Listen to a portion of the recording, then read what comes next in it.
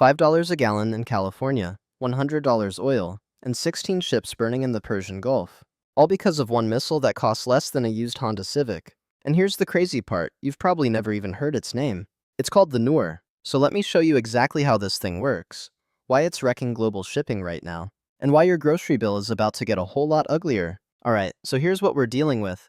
The Noor is basically a 21-foot cruise missile, weighing in at about 1,500 pounds. The warhead alone packs 365 pounds of armor-piercing explosives, enough to gut a warship from the inside. It can strike targets up to 170 miles away, flying just under the speed of sound at 680 miles per hour. But honestly, those specs don't tell you why this thing is such a nightmare. To really get it, you gotta see how it actually hunts. So let's walk through a Noor strike, start to finish. First thing, this missile can launch from literally anywhere: trucks disguised as civilian vehicles, destroyers, speedboats, choppers, even fighter jets. The second someone pulls the trigger, the solid fuel booster kicks in, and this thing goes from 0 to Mach 0.9 almost instantly. Once it hits cruising speed, the booster drops off and a turbojet engine takes over. And this is where it gets sneaky.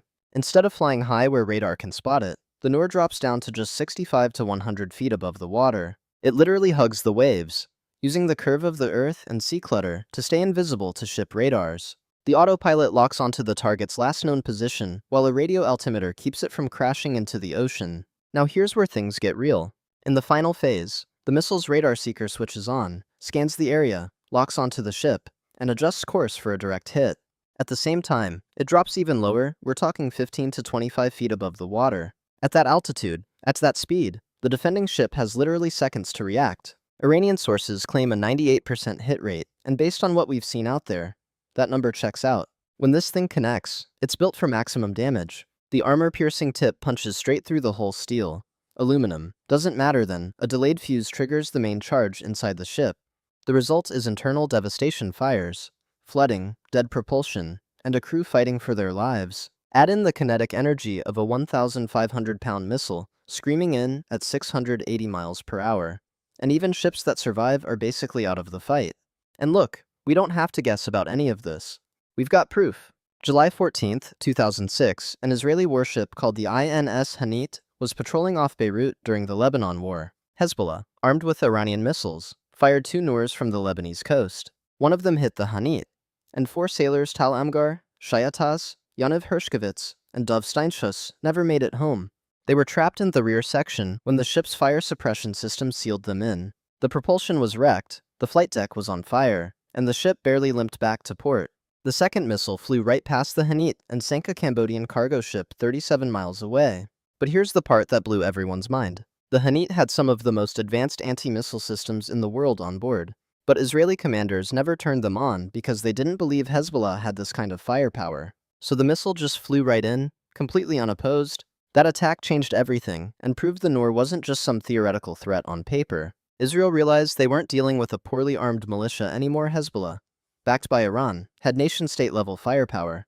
And that brings us to what's happening right now. Since late February 2026, Iran has effectively shut down the Strait of Hormuz. At least 16 ships have been hit, and traffic through the strait has dropped by 90%. The Noor and its upgraded variants, the Qadir and Gadir, are making all of this possible. Oil has already blown past $100 a barrel, the highest in nearly 4 years. In California, gas is over $5 a gallon and still climbing. The IEA just announced they're releasing 400 million barrels from emergency reserves, the biggest drawdown since the agency was created in 1974.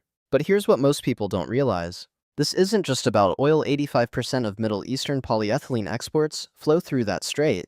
That means shortages in packaging, car parts, and consumer goods, basically everything at your local store. On top of that, 1/3 of global fertilizer trade passes through Hormuz, and planting season is right around the corner. If these shipments stay blocked, food prices are going to get brutal. So why doesn't someone just stop these missiles? Well, this is where Iran's strategy gets really clever. They know they can't match the US Navy ship for ship, and honestly, they're not even trying to. Instead, they've gone all in on missiles, drones, fast boats, and sea mines, weapons that are cheap, easy to hide, and absolutely devastating when fired in swarms. A single Noor costs a tiny fraction of what a ship's defensive system runs. So the math is brutal. Fire enough of them at once, and even the best defenses in the world get overwhelmed. The Strait of Hormuz is only about 20 miles wide at its narrowest point. That's basically a shooting gallery. And Iran has thousands of missile batteries positioned along the coastline, ready to fire. Even with US Navy escorts, military experts say you just can't stop every single missile. One hit on a tanker, and insurance companies pull coverage from the entire region overnight. Ship crews refuse to sail, and global markets spiral out of control. So what's the bottom line here? The Noor isn't the most advanced anti-ship missile out there, not even close. It's not hypersonic, it doesn't have cutting-edge stealth tech, and it's based on decades-old Chinese designs. But here's the thing, it doesn't need any of that because it's reliable, accurate, and dirt cheap to mass produce.